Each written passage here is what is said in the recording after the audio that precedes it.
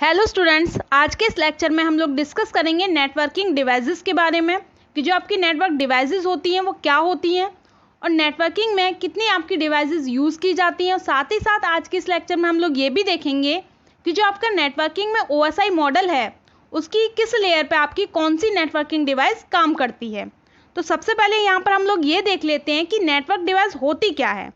Network device जो है वो आपके ऐसे इक्विपमेंट्स होती है या फिर ऐसी डिवाइसेस होती हैं जिनके द्वारा हम दो या दो से अधिक जो आपके कंप्यूटर्स या फिर इलेक्ट्रॉनिक डिवाइसेस होती हैं उनको आपस में कनेक्ट कर सकते हैं, जिसके द्वारा वो आपस में अपने डेटा को शेयर कर सकते हैं और कम्युनिकेट कर सकते हैं। तो इस तरीके से आपकी जो नेटवर्क डिवाइस होती हैं वो आपकी हार्डवेयर और फिजिकल डिवाइसेस होती हैं जिनके द्वारा हम नेटवर्किंग में अपने जो सिस्टम्स होते हैं उनको आपस में कनेक्ट करते हैं जिससे कि वो आपस में कम्युनिकेट कर सकें। तो यहाँ पे हम लोग देख लेते हैं कि नेटवर्किंग में हमारी कौन कौन सी डिवाइसेस होती हैं। यहाँ पे पहला आपका हो गया modem, NIC, hub, repeater, bridge, switch, router, gateway. तो इनके बारे में आज हम डिस्कस करेंगे कि ये आपकी जो डिवाइसेस हैं नेटवर्किंग वो किस तरीके से काम करती हैं और कितने इनके टाइप होते हैं। सबसे पहले हम लोग बात करते हैं मॉडेम के बारे में। मॉडेम जो है वो आपकी एक नेटवर्क डिवाइस है जो कंप्यूटर सिस्टम और टेलीफोन लाइन के बीच में प्लेस्ड होती है। मॉडेम जो है आपका ये दो शब्दों से मिलकर बना है, मॉड्यूलेटर और डीमॉड्यूलेटर। इसीलिए यहाँ पे हम लोग कहते हैं जो आपका मॉडेम होता है वो दो पार्ट्स में डिवाइडेड होता है, मॉड्यूलेटर और डीमॉड्यूलेटर। ये एक ऐसी डिवाइस है जो कि क्या करती है, आपका जो डिजिटल इन्फॉर्मेशन होती है उसको एनालॉग फॉर्म में कन्वर्ट करती है और आपकी जो एनालॉग सिग्नल होते हैं उसको डिजिटल सिग्नल में चेंज करती है। क्योंकि आप अच्छे तरीके से जानते हो हमारा जो कंप्यूटर सिस्टम होता है वो केवल क्या करता है, डिजिटल सिग्नल्स को ही रीड करता है, डिजिटल फॉर्म में ही काम करता है। तो इसी तरीके से जब हम अपने डेटा को ट्रांसमिट करते हैं नेटवर्क में तो जो हमारा डेटा होता है वो एनालॉग सिग्नल की फॉर्म में ही ट्रांसमिट किया जाता है। तो यहाँ पे जो आपका मॉड्यूलेटर होता है वो क्या करता है, जो आपका डिजिटल इन्फॉर्मेशन होती है उसको चेंज करता है एनालॉग फॉर्म में। और ठीक इसी तरीके से आपका जो डीमॉड्यूलेटर होता है वो क्या करता है, जो आपका एनालॉग सिग्नल होते हैं उनको रिसीव करता है और उनको क्या करता है, कन्वर्ट कर देता है आपके डिजिटल फॉर्म में। तो यहाँ पे एक डायग्राम के थ्रू आप मॉडेम की वर्किंग को समझ लीजिए। जो आपका सेंडर होता है वो क्या करेगा, अपने डिजिटल सिग्नल को सेंड करेगा। आगे यहाँ पे देखिए मॉडेम लगा हुआ है, ठीक है। मॉडेम क्या कर रहा है, मॉडेम का जो मॉड्यूलेटर वाला पार्ट है वो क्या करेगा, इन डिजिटल सिग्नल्स को कन्वर्ट कर देगा किसमें, आपके एनालॉग सिग्नल में। क्योंकि आप देखिए यहाँ पे ये एक मीडियम के माध्यम से जा रही है, वो मीडियम क्या है, आपका टेलीफोन लाइन है, ठीक है। उसके थ्रू ये डेटा ट्रैवल कर रहा है और उस पर केवल एनालॉग सिग्नल ही आपके ट्रैवल कर सकते हैं, ठीक। तो इसीलिए ये क्या करेगा, मॉड्यूलेटर जो है वो डिजिटल सिग्नल को चेंज कर देगा आपके एनालॉग सिग्नल में। जब एनालॉग सिग्नल ट्रांसमिट होके क्या करेंगे, रिसीवर के पास में जाएंगे तो वहाँ पर भी एक मॉडेम लगा होगा। वो मॉडेम का जो आपका डीमॉड्यूलेटर वाला पार्ट है वो क्या करेगा, इन सिग्नल्स को रिसीव करेगा और इनको कन्वर्ट कर देगा किसमें, डिजिटल सिग्नल में। क्योंकि जो उसका सिस्टम है वो भी तो डिजिटल सिग्नल ही क्या करेगा, रीड करेगा, समझेगा। तो ये क्या करेगा, यहाँ पर डीमॉड्यूलेट कर देगा उन सिग्नल को और वो सिग्नल चेंज हो जाएंगे एनालॉग से डिजिटल में। तो इस तरीके से आपका जो मॉडेम होता है वो नेटवर्किंग डिवाइस है जिसका मेन काम क्या है, सिस्टम्स को आपस में कनेक्ट करना और उसके जो सिग्नल्स होते हैं उनको एनालॉग सिग्नल से डिजिटल में कन्वर्ट करना और डिजिटल से एनालॉग सिग्नल में कन्वर्ट करना। नेटवर्किंग में मॉडेम तीन टाइप के होते हैं, एक्सटर्नल मॉडेम, इंटरनल मॉडेम और वायरलेस मॉडेम। सबसे पहले डिस्कस करते हैं एक्सटर्नल मॉडेम के बारे में। एक्सटर्नल मॉडेम वो मॉडेम होते हैं जिन्हें हम अपने सिस्टम से एक्सटर्नली किसी वायर के माध्यम से कनेक्ट करते हैं, ठीक। ऐसे मॉडेम जो कि वायर के माध्यम से बाहर से आपके सिस्टम से जोड़ा जा रहा है उसे हम एक्सटर्नल मॉडेम कहते हैं। एक्सटर्नल मॉडेम को आप अपने सिस्टम का जो आपका सीरियल पोर्ट होता है उससे कनेक्ट कर सकते हैं, ठीक है। साथ ही साथ एक्सटर्नल मॉडेम टेलीफोन जैक के माध्यम से भी टेलीफोन लाइन से आपके सिस्टम को कनेक्ट कर सकता है। और जो आपका एक्सटर्नल मॉडेम होता है वो आपका पोर्टेबल होता है। पोर्टेबल का मतलब आप इसे एक जगह से दूसरी जगह ले जा सकते हो ईजिली और एक सिस्टम से दूसरे सिस्टम में से यूज कर सकते हो। और साथ ही साथ जो आपका एक्सटर्नल मॉडेम होता है वो इजी टू इंस्टॉल होता है, मीन्स इसे इंस्टॉल करना इजी होता है, बट ये क्या होता है, एक्सपेंसिव होता है। जो आपके इंटरनल मॉडेम होते हैं उनके प्राइसेस आपके कम होते हैं, जबकि जो एक्सटर्नल मॉडेम होते हैं वो इंटरनल मॉडेम के कंपैरिजन में थोड़े एक्सपेंसिव होते हैं।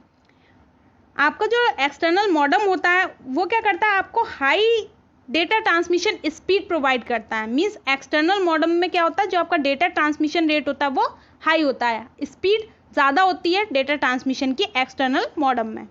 सेकंड है आपका इंटरनल मॉडेम। इंटरनल मॉडेम ऐसे मॉडेम होते हैं जो कि आपके कंप्यूटर सिस्टम में पहले से ही इनबिल्ड होते हैं, पहले से ही इंस्टॉल्ड होते हैं, क्योंकि जो आपके इंटरनल मॉडेम होते हैं वो एक सर्किट बोर्ड होता है जो कंप्यूटर के सिस्टम यूनिट के अंदर एक एक्सपेंशन स्लॉट में इंस्टॉल्ड होता है। ठीक है, तो आपका जो मदरबोर्ड होता है इसी पे ये आपका इंटरनल मॉडेम लगा होता है आपके कंप्यूटर सिस्टम के अंदर। इसीलिए हमारा जो इंटरनल मॉडेम होता है वो नॉट पोर्टेबल होता है। नॉट पोर्टेबल का मतलब हम इसे एक जगह से दूसरी जगह नहीं ले जा सकते हैं। जैसे कि आप एक्सटर्नल मॉडेम को एक जगह से दूसरी जगह ले जा सकते थे, एक सिस्टम से दूसरे सिस्टम में इनबिल्ड कर सकते थे, जबकि इंटरनल मॉडेम के साथ में ऐसा नहीं होता है। ये आपके जिस सिस्टम के अंदर लगा होता है उसी के अंदर ये काम करेगा, नॉट पोर्टेबल होता है। इंटरनल मॉडेम को कॉन्फ़िगर करना आपका डिफ़िकल्ट होता है। इंटरनल मॉडेम जो है आपका वो लेस एक्सपेंसिव है, मीन्स एक्सटर्नल के प्राइसेस ज़्यादा रहते हैं, जबकि इंटरनल मॉडेम इससे कम प्राइसेस में आपको मिलता है। इसकी जो आपकी डेटा ट्रांसमिशन स्पीड है वो स्लो होती है कंपैरिजन टू एक्सटर्नल मॉडेम के।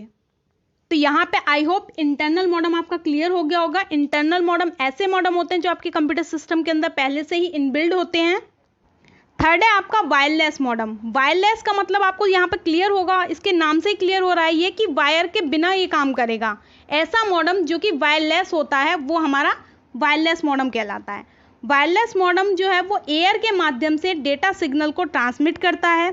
साथ ही साथ आपका जो वायरलेस मॉडेम होता है उसे हम रेडियो फ्रिक्वेंसी मॉडल भी कह सकते हैं, क्योंकि ये आपका रेडियो वेव्स के माध्यम से डेटा को ट्रांसमिट करता है एक जगह से दूसरी जगह, इसीलिए हम इसको क्या कहते हैं, रेडियो फ्रिक्वेंसी मॉडल भी कह सकते हैं।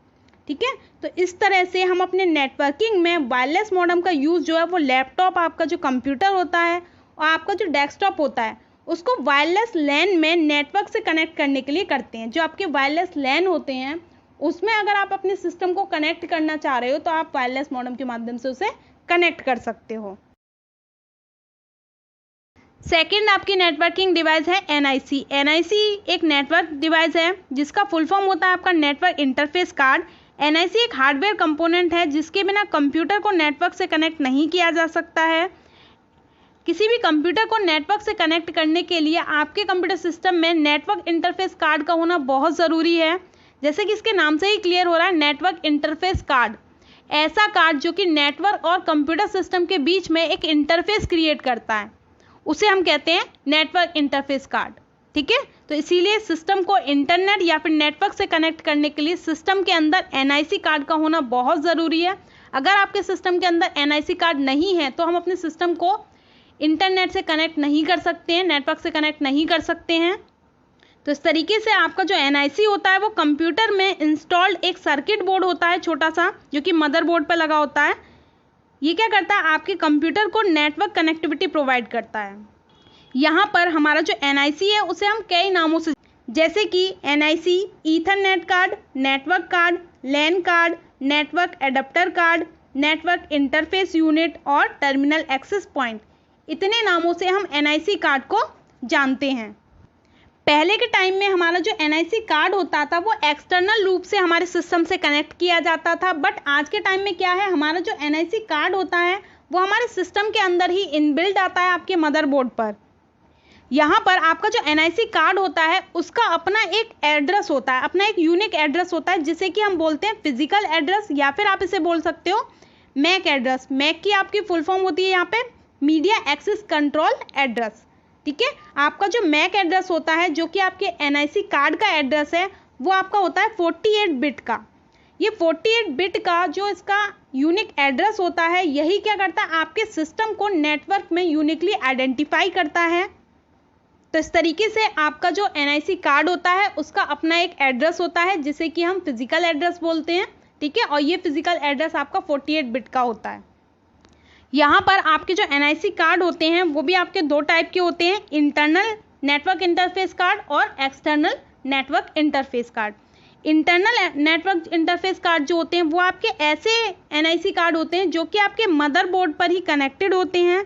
मदरबोर्ड पर एक स्लॉट होता है जहाँ पर इन एनआईसी कार्ड को इनबिल्ड किया जाता है। ठीक है। इंटरनली तरीके से आपके सिस्टम के अंदर ये NIC कार्ड मदरबोर्ड पर लगे होते हैं, उन्हें हम कहते हैं इंटरनल नेटवर्क इंटरफेस कार्ड।